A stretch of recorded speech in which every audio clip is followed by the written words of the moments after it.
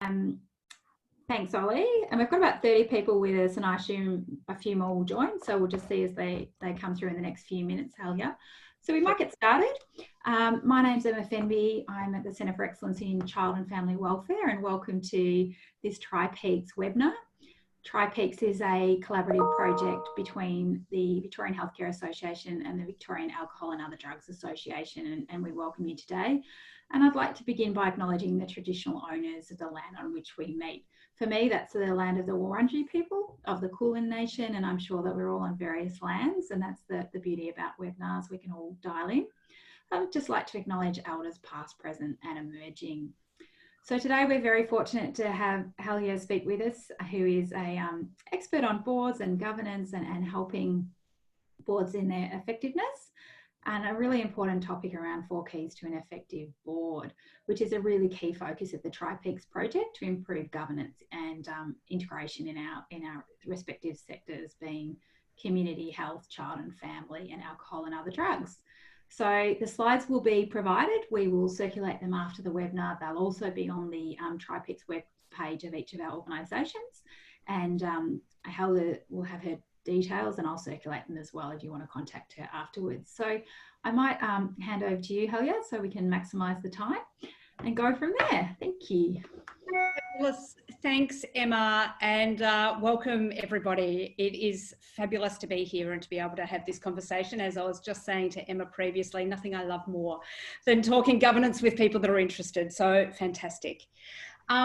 Like Emma, I would like to acknowledge the traditional owners of the land on which we variously meet. Like Emma, I am on Wurundjeri land of the Kulin Nation, and no others will be on different lands. And just always think it's particularly important, given we're talking about governance, to acknowledge the stewardship of our First Nations people, and just, their incredible stewardship over the eons before we came along and possibly messed up the stewardship of those lands. So I think it's important to acknowledge their elders past, present and emerging.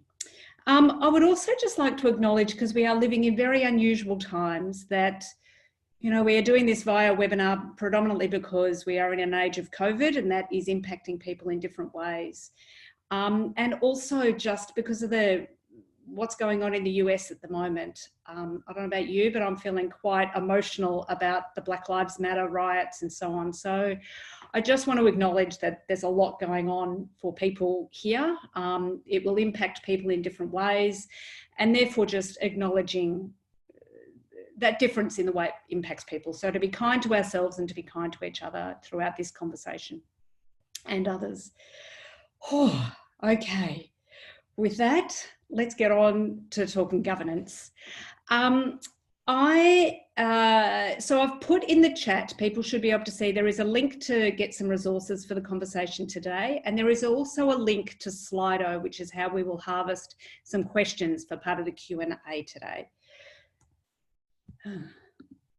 Oops, there we go. So let me take you through what we'll be talking about. I will cover 4 keys to an effective board. Skills and some of the things to think about in terms of the skills for a board, commitment, alignment and diversity. I'll touch on some other things that you might be able to consider. You need to share screen. Somebody's just asked me to share screen. It says on my screen I am sharing screen. Can I just check with others then? Are you able to see my screen? Yes, yeah. I can see. Yeah, you are. Yes. Okay. Yeah. All right, that's great. So hopefully that's working. Let me know if it's not. I'll share some other things to consider, and we will then, so I'm going to speak for 15, 20 minutes. I'm then going to put people into breakout rooms so you can have a chat about what you've just heard, about what questions have arisen for you, and then I'll get you to put questions in Slido, and we're going to come back for at least 15, 20 minutes of Q&A, just so I'm covering actually what you want to hear rather than what I think you want to hear. And as I say, that the link to that is in the comments. So please make sure, even as I'm speaking, if you've got questions that arise, feel free to start putting them in Slido, and feel free to keep an eye on the questions that are there so you can upvote the things that are important. Okay, so Click, there we go. Skills. What are some of the things we need to think about, or what are some of the things your boards might need to think about? Actually, speaking of, that's just reminded me, sorry folks, before I go there, I'm going to click back up to the agenda because, no, I'm not. I'm going to keep clicking through that. Don't you love it when technology, sorry folks, I'm going to stop that share for just a moment because my PowerPoint is not behaving the way it should be. So I'm just going to click back through. Sorry. Start my screen share again. The best laid plans. Here we go. Okay. Hopefully the screen is working again.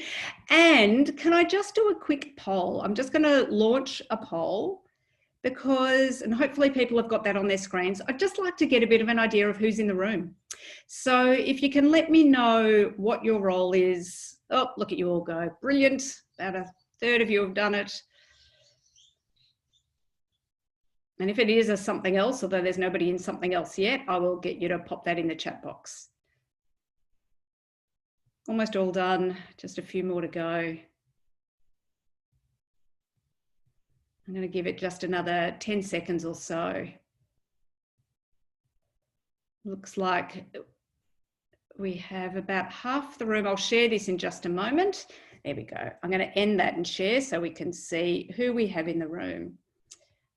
So you can see about half the room is board members, about 20% are chair of the board. So that means, you know, about 60% altogether.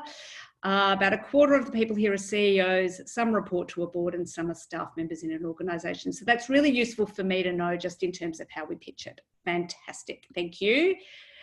Okay, let me close that. So, excellent. Now let's go back to the skills. So here's some things to just think about in terms of your board and what you might be looking at, what you might need on your board. So I think things to consider, things like what is the industry knowledge or experience that you might need? And that might be of your industry in particular or about others that you bump up against. So for example, years ago, my first board was YWCA Victoria. We needed some industry experience around women's organisations, but we also, at the time, owned a hotel. So we also needed on our board some of the industry knowledge around running a hotel and tourism and so on. What are the technical skills and experience? And thinking broadly there. So it might be around finance or legal or whatever it may be, or again, I'm on a health board now, it might be around health and clinical governance. What are the governance competencies that you need? What are the behavioural competencies that you need? And I think it's always worth thinking about where are you right now in terms of your strategic outlook for an organisation, and where do you want to be in, say, 5 years' time or 10 years' time? What is your strategy saying about what are the skills that you need on your board? And once you've got your shopping list of skills and experience that you need, then think about what are your must-haves and what are your nice-to-haves. And I always think it's worth thinking about as a group. What is this group of people as our board? What must they have? What is this group of people as a board? What's nice for them to have? And also as individuals. So you'll see once you get to the resources part, I've provided a couple of skills matrices, just as a bit of an example. And you'll see there, one of them is from the Jane Goodall Institute of Australia. And one of the things I loved about what they did was that they defined some of the skills that they wanted everybody on their board to have. So everybody needed to have some governance skills or experience. Everybody needed to have communication. Everyone needed to have accountability, compassion, empathy, alignment with the values, being supportive of each other, being authentic and having an open mind. So every people, sorry, somebody's asking me to just do the resources. There they are. Every person needed to have those skills. And then the other things that they wanted on their board were things like fundraising, strategic marketing, business development, conservation, HR, and so on. But not every person needed to have those things. So I think it's worth thinking about, what do you need everybody to have? What do you want some people to have? And when you're assessing your current board, because that is often the way to discover what you need next, I would say consider rating them, as in, what do they have high skills in this area, medium or low, rather than just yes, no, because it doesn't give you much of an impact when it's just a yes, no. I'll talk about diversity more in a moment, but I always think it's worth considering equality and diversity in terms of what you want and who you want around the table. And I also think it's worth thinking about, what are the skills for those specific roles that you might have for office bearers. It might be the chair, the company secretary, the treasurer, or even subcommittee chairs. So there's some things for you to think about in terms of skills for the board. The next part that I wanted to touch on was around commitment. What is the sorts of things that you are asking your board to do? And in doing this, think about the number of meetings and the frequency and the length. What's the expected reading time for a board meeting? Is your board the sort that has a board pack of 50 pages or 500 pages? And I've heard of both and everything in between. How many subcommittees are there? Again, for one of the boards that I'm on, I'm one of the board members of the Royal Women's Hospital. We have a lot of committees, and every board member is on one or two committees, and most board members chair one committee. So it's quite a big commitment just in terms of the committee work. So for your boards, thinking about what is that commitment required? How much work is there between meetings? Is there lots of emails, lots of conversations, lots of different meetings that need to happen? What events might you be expecting your board members to attend? What other stakeholder meetings might there be? What professional development do you expect your directors to take? And I would hope that every director is doing some sort of professional development on an ongoing basis. And what other things might you be asking your directors to do? Now, for me, I think the rule of thumb for directors and the time taken for directors is about 15 hours a month. It's about 2 days a month. And that's for all of those things. I would be saying that if somebody says to me, oh yeah, join this board, you know, we only meet once a month or once every 2 months, it's only a couple of hours, that says to me that they haven't thought sufficiently about what the time is required to be a board director. And I think it's worth being very upfront with people about what that time commitment is. I would say put it in your advertisement for a role, ask people to commit to it, and be my rule of thumb is 15 hours a month. So be realistic about what it is that is required, and require that of people, and make it clear that that's what they need to do. So the next part I think it is worth thinking about is, what is the alignment, and ensuring that the people that are joining your board, just like for staff members and so on, are really aligned to the vision and values of the organisation, and the direction of the organisation and where the organisation is at. I always suggest that asking people, it should be clear in their application. If you are looking at board directors to join your organisation, it should be clear why they want to join your organisation, not just having some sort of standard form letter that they send to everybody. And you should be making it clear what the vision and the values are of the organisation, so that you know what you're looking for as well. I always suggest that it is absolutely one of the questions that you ask people as you are assessing them for boards, so that you can really test them out about whether they are vision aligned with the organisation. And indeed, I often think it should be the first question that you ask people. You know, how do you align to the vision of this organisation? How do you align to the values of this organisation? It's also a bit of a test to find out whether they know what the vision and values of your organisation are. So I think for boards to be really clear about what that vision is, to be clear about what the purpose of the organisation is, to be clear around how you expect your directors to align to that, and also making sure that the conversations in the boardroom actually align to the values of the organisation as well. It's worth a conversation at the board level about how the proceedings in that board really reflect the values of the organisation as well. The next part I would like to touch on is diversity. And wouldn't it be amazing if all of the boardrooms in our world, if all of the corridors of power, if all of the organisations that we dealt with really reflected the incredible diversity in our society? Lots of boards don't, and to be fair, most boards don't, and I think it is something that we need to focus on. So in thinking about diversity, thinking about, again, what is the range of skills? What is the range of attributes? What is the experience we need at the board table?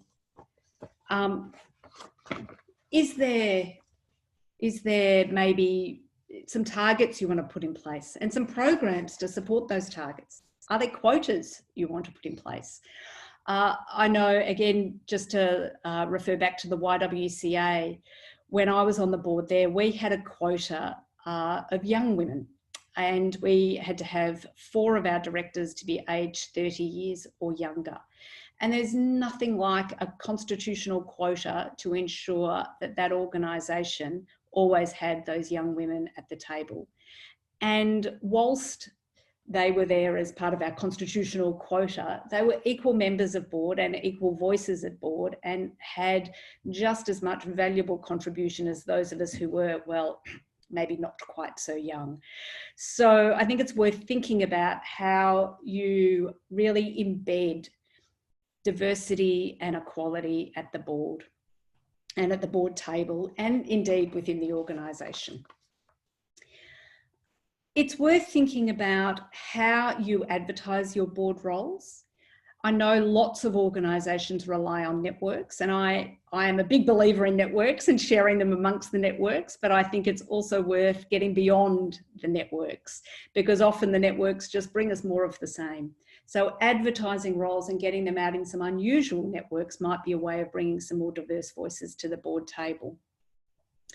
And there are a number of programs that can encourage diversity and encourage the pipeline, I guess, for want of a better word. So there might be internships, there might be mentoring, or the board observership program, which I think a number of organisations that I can see here already participate in. So it's a great way of also bringing in different voices to the boardroom.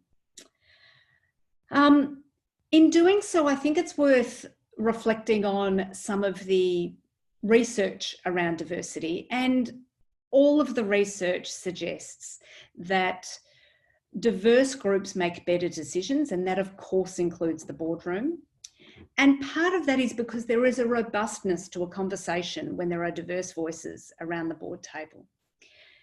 Yet that robustness and that testing of each other also, the research tells us, also means that there might be less confidence in those decisions. So I think boards and boardrooms and board chairs need to have a plan in place to really encourage those diverse voices and to hold that tension constructively and positively when we know that people will be feeling less confident around those decisions, and that I guess, inverted commas, lack of confidence is actually a good thing and something to look out for. And that a red flag might be if everybody is coming out of the boardroom and going, oh, we really nailed that, we've really got that right, we're all in agreement about what's going on, that in fact might be a red flag around how robust your conversations are and how much you're testing each other around some of the things that should be at the board table. If there's, one place that those robust conversations should happen, it's in our boardrooms, and we need to really make sure that the right people are around the table and that the right framework is set up to encourage those different voices. So, I would encourage you to look at your boards and look around your boardroom and see whether you do have that diversity around the table and whether there is other voices that could come into the room. And indeed, whether your boardroom really reflects the society or your group or your service in the way that it should. I'd now just like to briefly touch on some other things that you might consider. In thinking about your board and your boards and how to have them operate effectively, what terms, how long is a term for your board? Is it 2 years? Is it 3 years? Is it 4 years or more? Is there a maximum term? And I confess, I am a big fan of maximum terms. I think it's a great way of ensuring a bit more diversity around the table, fresh thinking and fresh ideas, as well as a mix of some longer term people in the room. What's the ideal size of your board? Sometimes a larger board does allow for more diverse skills and experience around the table, yet sometimes those larger boards are also a bit more challenging in terms of decision making. So what's ideal for your board? What's at the stage of the strategic outlook that you're at, what's ideal? The rule of thumb again is generally 7 plus or minus 2. So somewhere between 5 and 9, but I know there are other boards that are sometimes larger than that, and indeed sometimes boards that are smaller, and you need to work out what's right for you.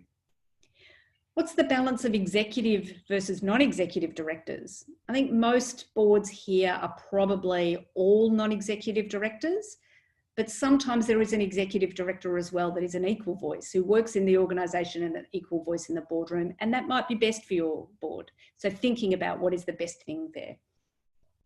What are the subcommittees or working groups that you have established? Have you reviewed that recently? Should there be additional working groups? You know, for example, I know a lot of organisations have a finance, risk and audit committee.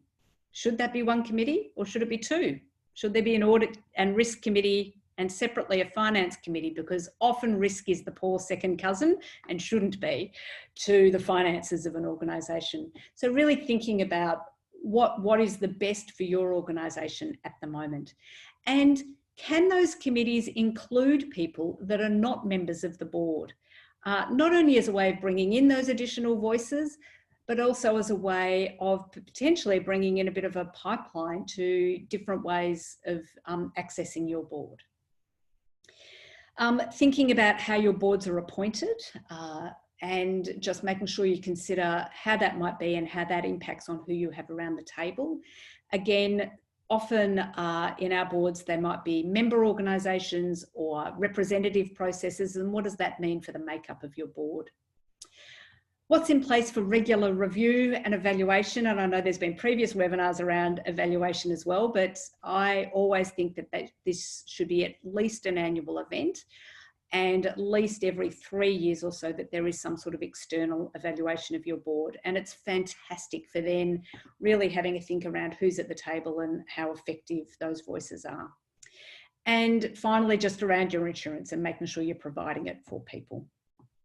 So they're just some additional things to think about. And again, once you get the resources, you'll find that I've provided a worksheet that gives you some pointers around each of those and to think about in establishing your board or reviewing your board or refreshing your board. Whew.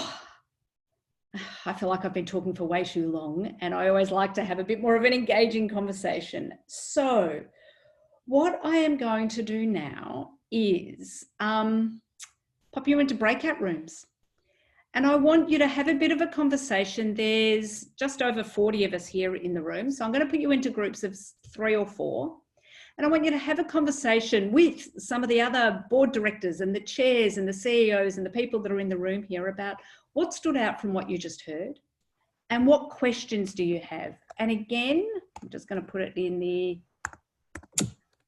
just put in the chat again, the link to Slido. So can I ask that you click on that link and pop questions in there whilst you're in your breakout rooms. So yeah, I'll pop you into breakout rooms now. And as I say, what stood out for you? What questions arise? Have a look in the app for other questions that have come up for others. And if it's an important question, upvote it as well, rather than putting it in again. So let's find the... Okay, I'm going to stop sharing my thing because that will make it easier for me to find breakout rooms. Excellent. Here we go.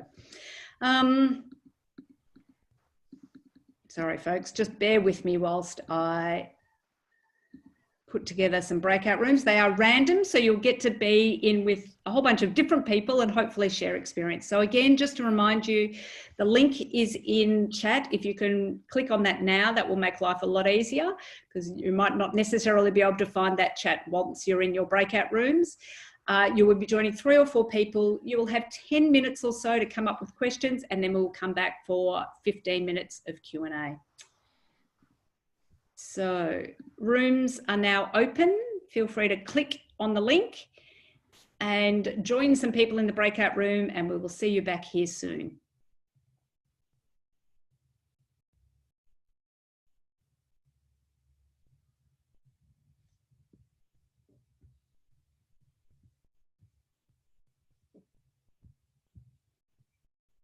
If you've got any issues with joining them, just let us know.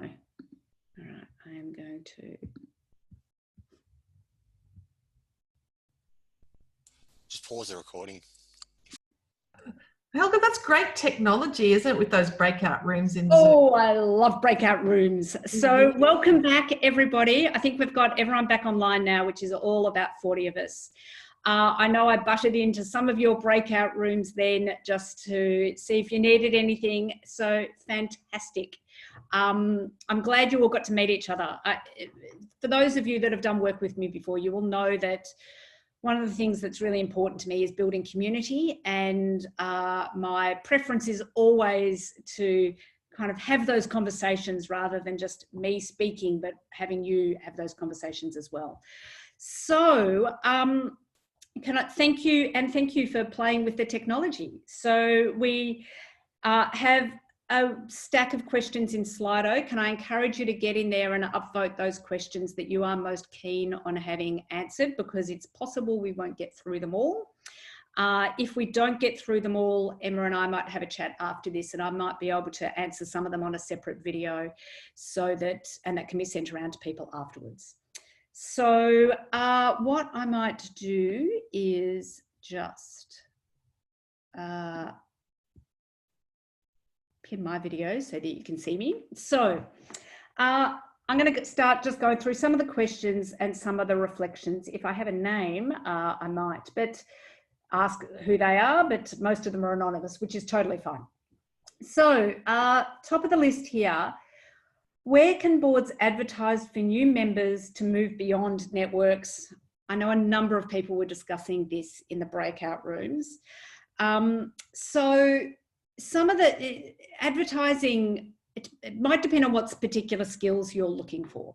So some of the places that I used or recommend for boards to advertise are, you can advertise through the Institute of Company Directors. That's a free service. You can advertise through Women on Boards. That's also a free service.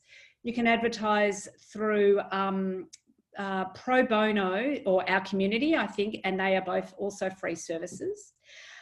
You might also choose,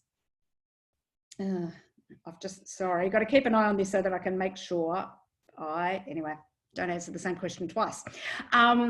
You can also advertise in some of the industry news, like if you were looking in particular, CPA, for example, if you're looking for finance people, CPA often advertise roles, or the Law Institute might advertise roles. Or if you're looking in a particular regional area, you might advertise in the Bendigo news. Or you might advertise in the Koori News or some of the Pacific newspapers. I've just been doing some work with Greenpeace. I'm on their nominations committee, and we specifically advertise in Pacific papers and in the Koori News and others for Aboriginal and Torres Strait Islander people. So think really broadly about that. You might put things on LinkedIn so that it's public for people to see. You might tag people with that particular skill and ask them to share it amongst others.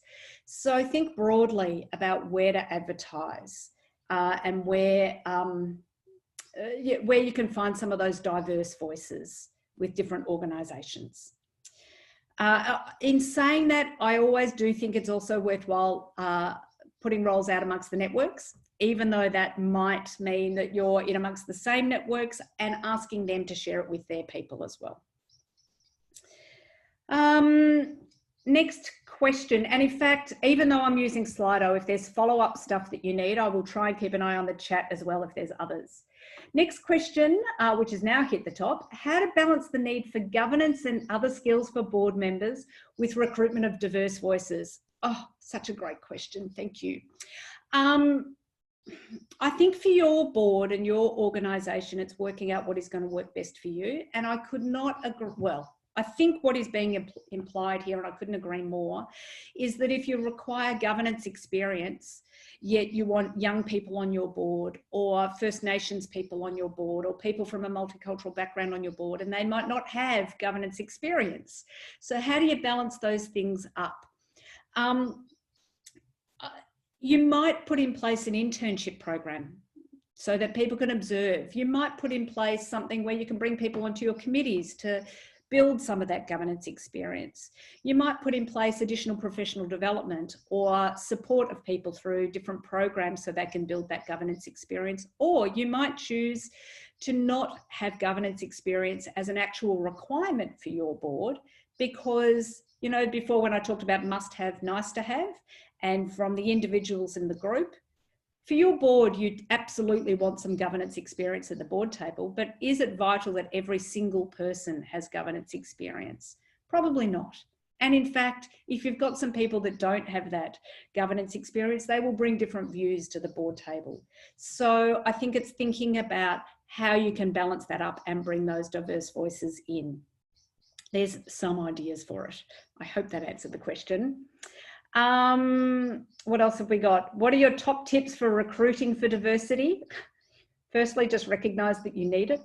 Recognize that that's, you know, recognize that that might mean, you know, for me as white middle-class woman around the table, that might mean my voice is not the one that's required at the board table, and that I may need to exit stage left to make space for some of those diverse voices. You know, recognize the different forms of diversity that are the most important for your board and try and bring them on. Although in some ways, as long as you just have those diverse voices, you will have those robust conversations. So recognize you need it, put it out amongst your networks, make sure it's valued and required. And indeed, you know, top tips for recruiting for diversity, if you really want to make sure it is absolutely part of your board table, pop it in your constitution. Pop your quotas in, pop your diversity in and put it in your constitution and make it a constitutional requirement. Because there is nothing like a constitutional requirement to focus the attention on how to get those voices around the table. I think I mentioned before that my first board, the YWCA of Victoria, had a requirement for 4 young voices at the board.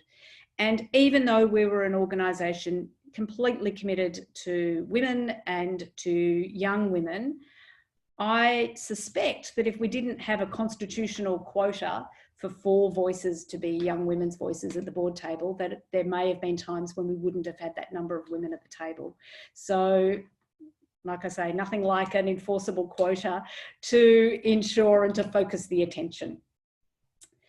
Next question here. What does behavioural competencies look like as distinct to industry, technical and governance? Is it more towards commitment?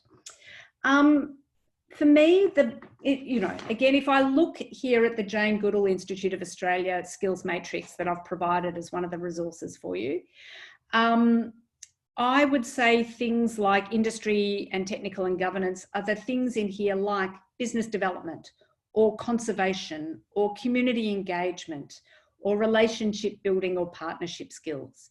They are more the technical skills or the industry skills. You know, industry might be around conservation, which is what they have on their list. Whereas the behavioural skills that they have on their list are things like compassion and empathy and an open mind and being authentic and honest and being a team player and collaborative. So it's more those sorts of things that I would be saying are the behavioural skills. And again, for your board, defining what is right for you. There are templates that you can use to help you prompt things and different thoughts around it, but it's really what is right for your organisation, and having the board have that conversation. Where are we? The next one, how might we define behavioural skills? In some ways, I think what I've just talked about might have given some insight there. And how do we select the correct skills in a new board member? Well, again, firstly, be clear at your board around what are those behavioural skills that you want at the board table. Be clear about whether you need every person to have those behavioural skills or just some of the people around the table to have those skills. And how do you select those amongst your new board members? Ask them at the interview about how they might be able to participate in it. Oh, look, I'm seeing here, Judy Woodland has raised her hand. So Judy, I'm not sure where you are, but why don't you unmute yourself and... Sorry, sorry, Helga, that was a technical mistake. Well, that's okay. Excellent. When I looked at that, I thought, I didn't know how people raise their hands, and now I understand that too. Excellent. Obviously, I didn't either. No worries. I'll ignore you raising your hand. Thank you. But if anybody else would like to raise their hand, feel free. So where was I? Behavioural skills, how do you select them? Test people out. Ask them to respond to it just like any other key selection criteria. Ask them at the interview. Tell us about a time that you were authentic and honest. Tell us about a time where you showed your accountability. Tell us about a time when you showed compassion and empathy. And in particular, tell us if you've got governance experience, tell us about a time where you've shown that in a governance format. You can ask people those behavioural questions just like we do in other interviews. Next question, are independent board evaluations useful for smaller organisations and boards or more for bigger organisations? They are for everyone. Even if you are a smaller organisation, in fact, sometimes maybe even, no, more so, no, I just would say they are for everyone. So, I think, as I mentioned before, I think it should be an annual process. It may be that it is an internal process where people self-evaluate. It might be the chair facilitating the process. You might do an online survey that you all look at the results of. And I would say as a rule of thumb, have it externally done at least every 3 years as a way of just prompting some of those things, those thoughts and those things that might need to be looked at that only external eyes can do. So absolutely for everyone. There are some I'll see if I can find it and get Emma to share it afterwards. I think there's some free online tools. I'll have a look around, but it's not too hard to do on the cheap for the smaller organisations if need be. I'm just keeping an eye on the time. I'm going to do 1 or 2 more questions, and then Emma, wherever you are, I'm going to hand back to you at 5 to 1 so we can close this out on time. What guidance on how often to have board meetings and subcommittee meetings? I know I keep saying it depends, but it depends. And I think it is absolutely something for each board to consider given their own circumstances. I'm guessing for a number of you at the moment, your board meetings may have increased because of COVID and because of dealing with business continuity and crises and scenario planning and all sorts of things. For other boards and committees, you might actually be meeting less during this process. As I mentioned before, I'm on the board of the Royal Women's Hospital.